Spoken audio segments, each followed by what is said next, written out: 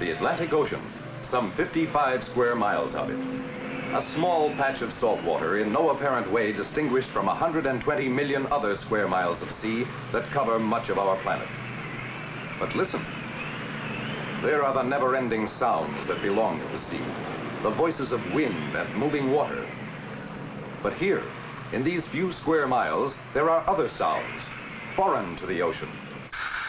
Propeller cavitations, the beat of a diesel engine, telltale sounds of an intruder in the deep.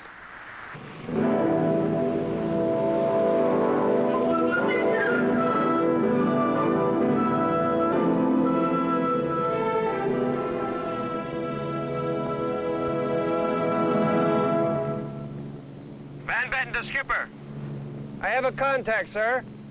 Bearing 024. Estimated range 6,000 yards. Roger. Evaluate contact. Attention all stations. Conduct visual search for periscope or snorkel. A P-2 Naval anti-submarine patrol plane on a routine mission has detected a submarine. No known friendly underwater craft are operating in the area. All hands, set battle condition 1. Navigator, conduct nomograph, give me a mark on top. Aft station, make ready the ordnance. Stand by to mark datum with 2 Mark 6s.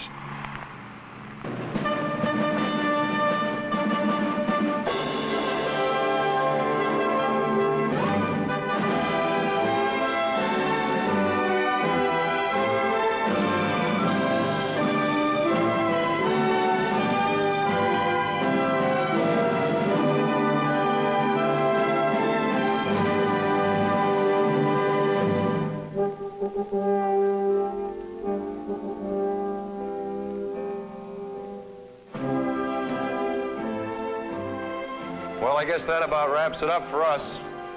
With any luck at all, he ought to be able to hold that contact until the carrier arrives on the scene and takes over.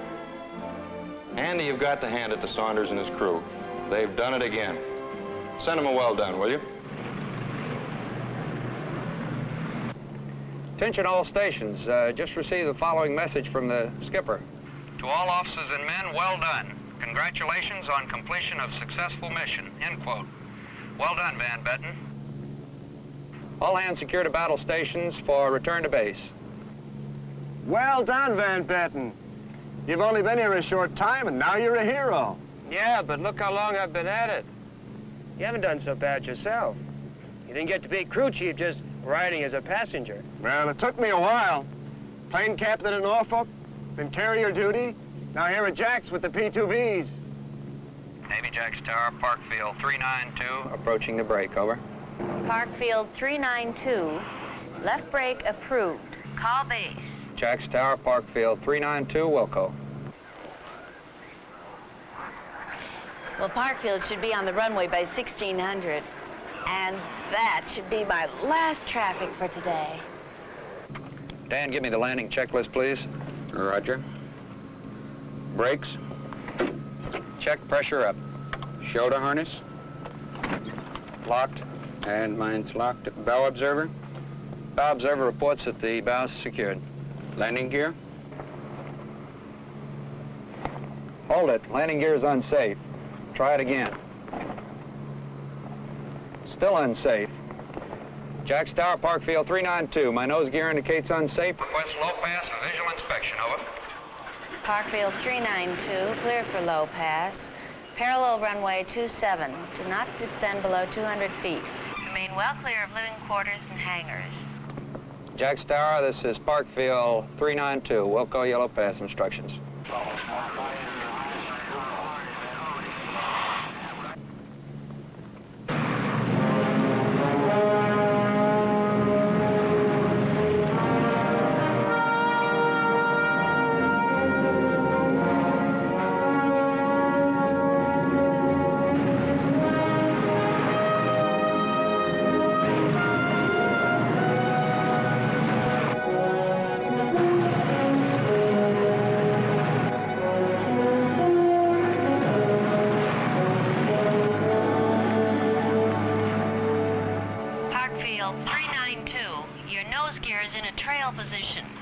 Repeat, Your nose gear is in a trail position. Jack's Tower, Park Field 392. Roger. Leading landing pattern will attempt repair of malfunction. Park Field 392, cleared to leave the pattern. Remain this frequency.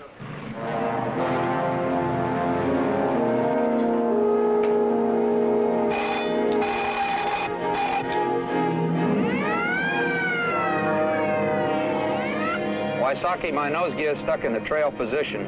Get forward in the nose tunnel and check it. Yes, sir, but I'll need another man to hold the safety link and pass the tools. How about Van Betten? Okay, take Van Betten and hurry. Roger, sir. And in case you're wondering, we have 45 minutes of fuel remaining. Roger, sir. A crippled aircraft with a 45-minute time limit. A true test of men against time. Oh, my aching back. Someplace to work, huh? Oh, buddy, your comfort's secondary. What's the matter? Looks like the actuating cylinder's fouled. That bad? It ain't good. Look, there's no time to lose. Pass me that line and then report to the skipper. Then come back and help here. Yeah, look, how long will it take? Tell him, with luck, about 45 minutes.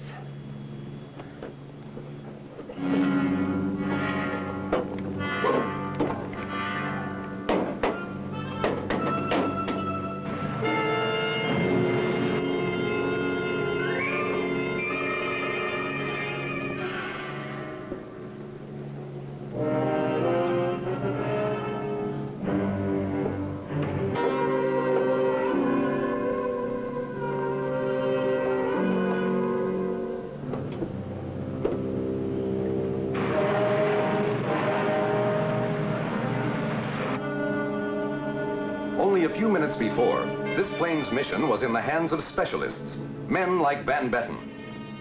Now, the lives of 10 men, officers and crew, are in the skilled, capable, knowledgeable hands of one man, Wysocki, a specialist too.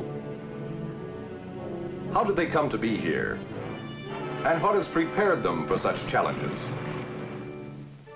They come from technical training schools throughout the United States, the largest of which is the Naval Technical Training Center at Memphis, Tennessee, headquarters for all naval air technical training. Here, more than 6,000 men and women work and train for proficiency in naval aviation ratings. These are the electrical and electronic technicians, photographers, mechanics, metalsmiths, aerologists, and other essential specialists of the Navy Air Arm.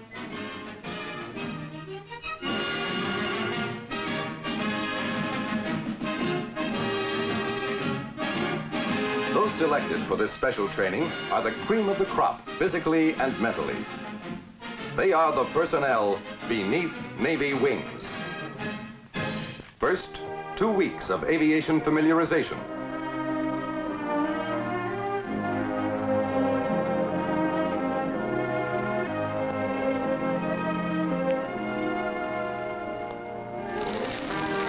Firefighting.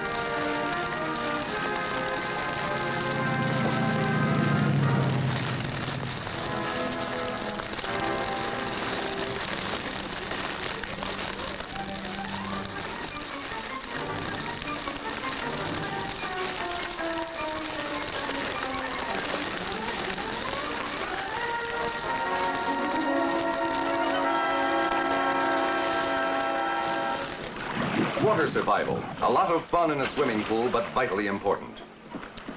Learning the right way to do things now may someday save a life. Yours. Hey, don't you swim at all? Yeah, barely at all. Takes all kinds, I guess. To what? To make a Navy. Aircraft safety. The main thing to impress on you men is this. This propeller will kill you. Never turn your back to it. The propeller has never lost a fight with a man yet. Any foreign matter that enters the jet intake can ruin $10,000 worth of engine. So keep your runways clear of pebbles or cigarette stubs. You get too close to the intake, we lose both an engine and a man. Firefighting, water survival, aircraft safety. They get it fast in great big chunks. Physical training after classes. Military training between classes. Marching to and from meals and barracks.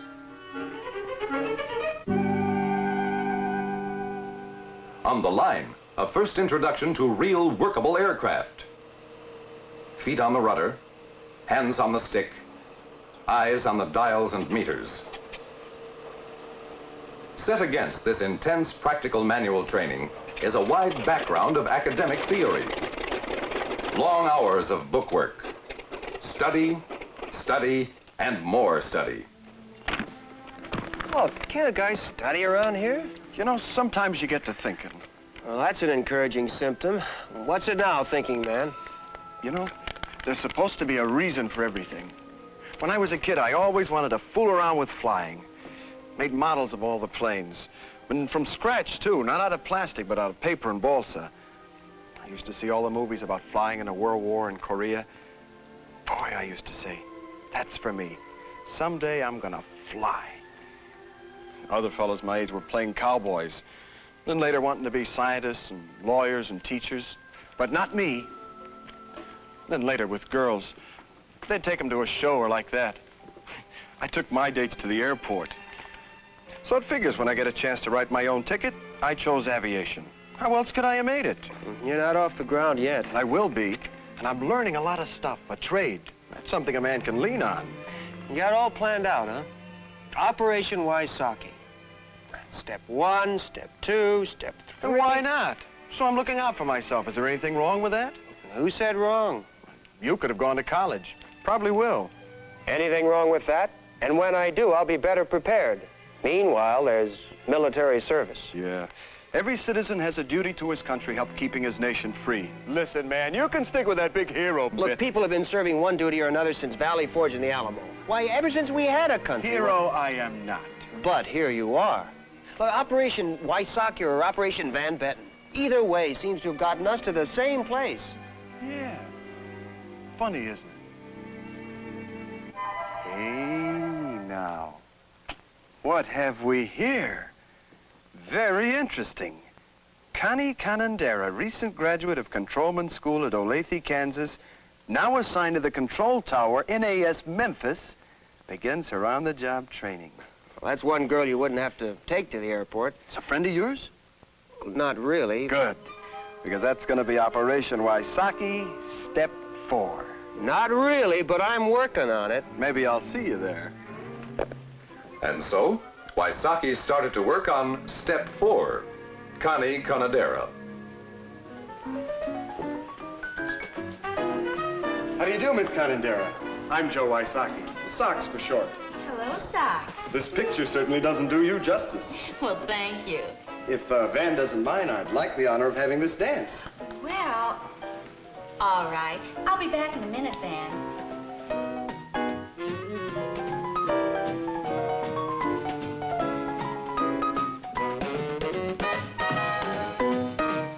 Hey, you're a pretty good dancer, Connie.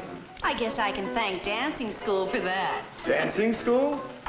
Well, I guess that's the way to learn. After some pleasant moments of diversion following their basic courses in air familiarization, the men started attending specialized schools for the various ratings.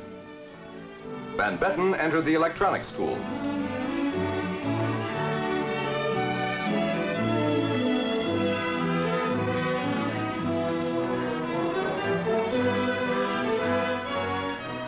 Waisaki, the mechanical school for machinists, structural mechanics, and metal workers.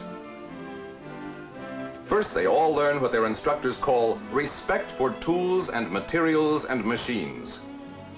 Precision, cleanliness, safety, new ideas to many of them, pride of workmanship, responsibility to design and end use. Waisaki knows it means something to get a nod from instructors that are the best of their ratings.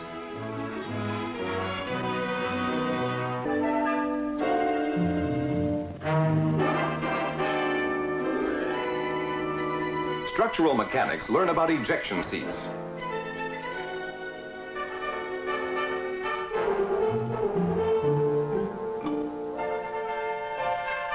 refrigeration systems, metalworking,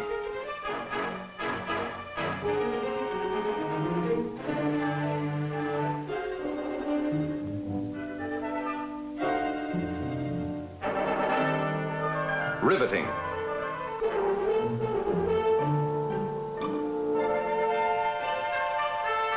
punching,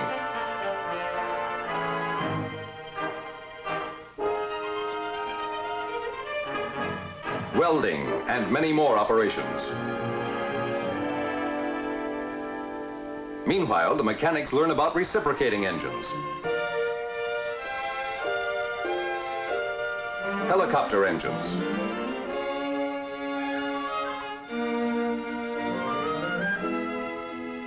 jet engines, assembled or piece by piece. Okay, disassembly completed. Now what's the count, Foreman? We have the hydraulic pump, the drive shaft, accessory gearbox, fuel pump, and magneto. That's very good. Gordon, would you come forward and name some of the components? Structural and hydraulic mechanics get deep into everything from the plane's airframe to hydraulic controls and safety equipment. Landing gear down. Landing gear down.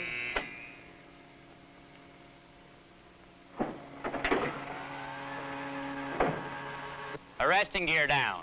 Resting gear down. Speed brakes out. Speed brakes out.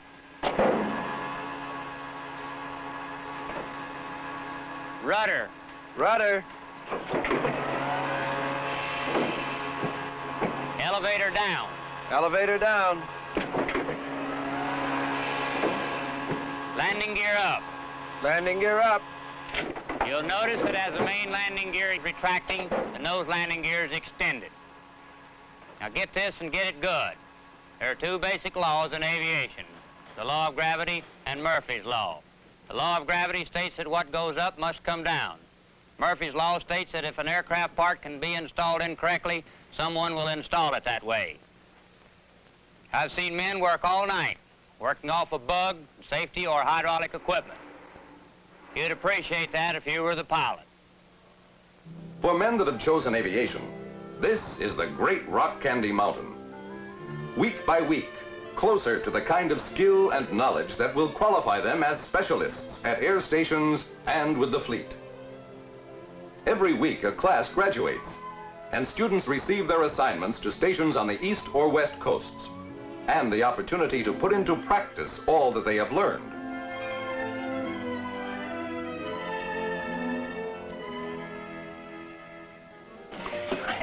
Well, what'd you pull? ASW Patrol Squadron. Won't be long and I'll be flying with the crew. Might even make crew chief.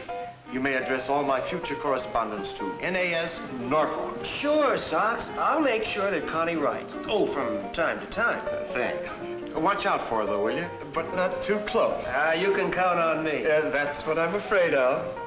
But seriously, I hope we all get duty at the same station. Especially with you, Helen. Now, fellas, Sox is shipping out tomorrow, so let's not waste our time arguing. All right, let's dance.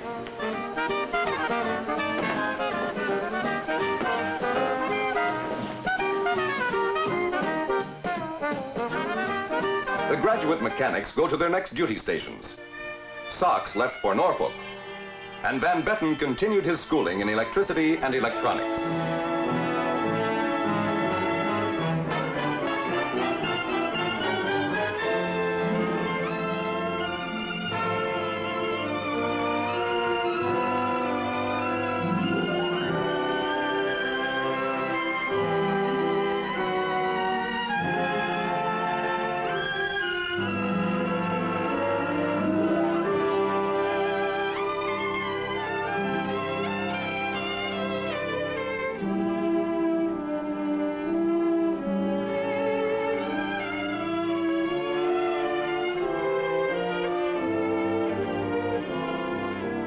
After getting a good foundation in electricity and basic electronics, students move ahead into advanced theory and practice, from basic through complex systems, to solid-state physics and the latest applications of transistors.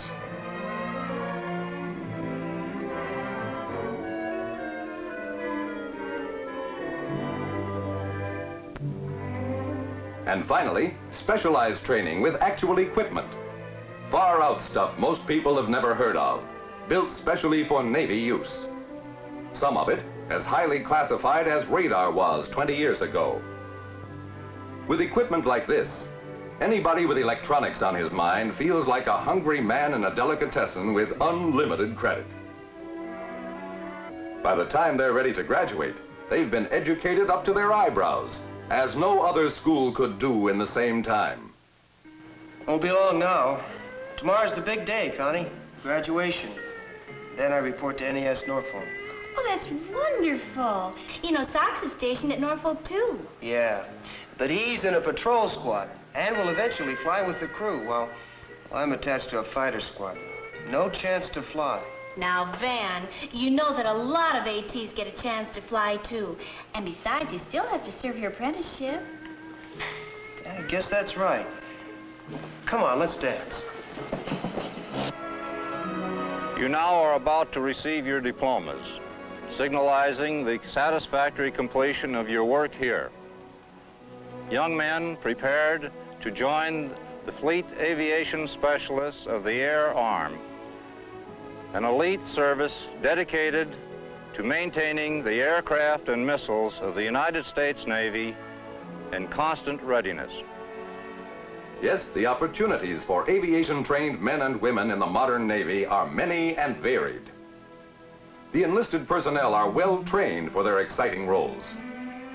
From beneath Navy wings, they keep our pilots flying safely.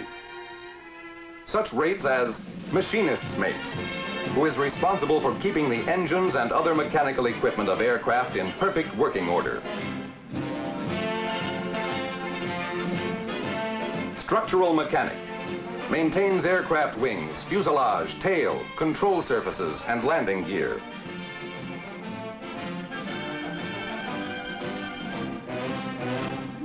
Electrician's mate, keeps electrical mechanisms and wiring in operating condition.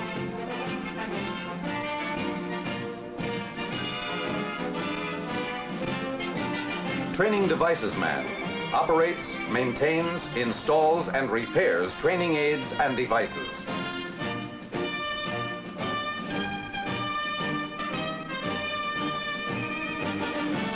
Electronics technician, tests, maintains, and repairs all airborne electronic communications equipment, such as radio and radar. Ordnanceman, prepares naval aircraft for action by loading bombs, torpedoes, rockets, and guided missiles into planes.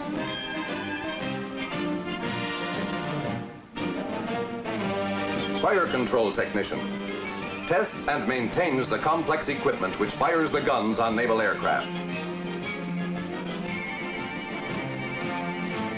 Air controlman, provides assistance to naval pilots in landing and taking off their planes. Bosun's mate, assists in launching planes from catapults and in landing planes on board aircraft carriers.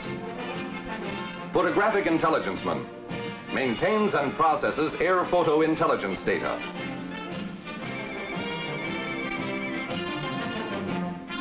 Parachute rigger, has the highly responsible job of keeping parachutes and other aviation survival equipment in perfect condition.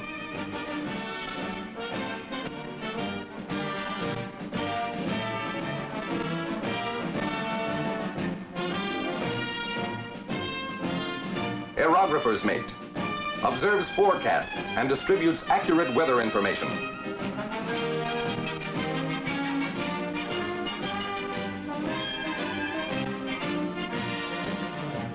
Photographer's mate, operates, maintains, and repairs the various types of cameras for ground, sea, and aerial photography.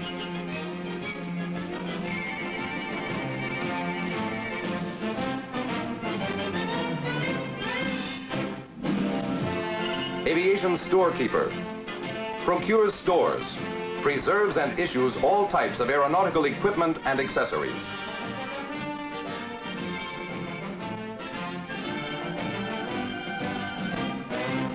These are men and women who find exciting, worthwhile careers in the air arm of the United States Navy. who recognize the opportunity and challenge of serving their nation on the sea and air frontiers that are today of paramount importance to the security of the free world. And now, 3 years out of the classrooms at Memphis, Van Betten, Wysocki, and Conadera finally get that tour of duty together. And with it, another challenge to their experience and training beneath Navy wings. Those 45 minutes are about up. Just a little more. We're in.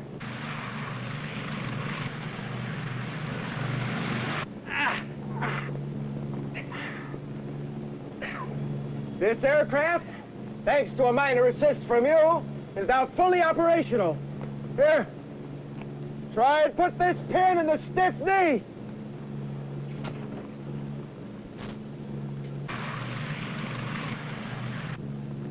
Wysocki to skipper. The nose gear is down and in position, sir, but I can't get the pin in. Roger, if it looks good to you, Wysocki, we'll go ahead and try it.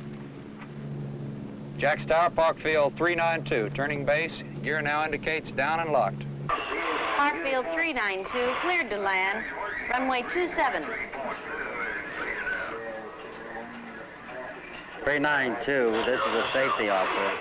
Recommend you keep the nose gear off the deck as long as possible. Jack's Tower, Parkfield 392, Wilco.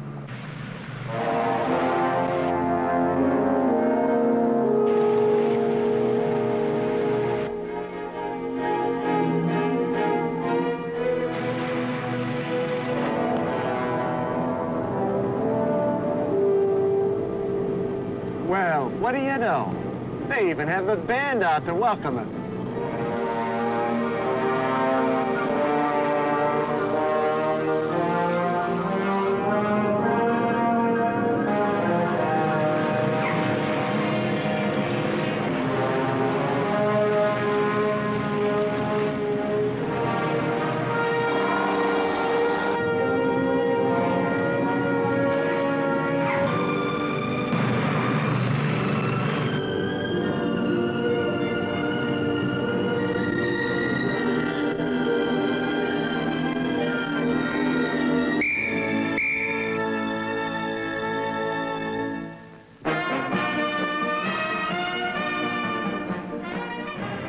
Parkfield 392 rolls out on runway 27 at 16:43, 43 minutes later than scheduled, completing another routine mission. One plane, one crew of specialists out of thousands that comprise naval aviation today.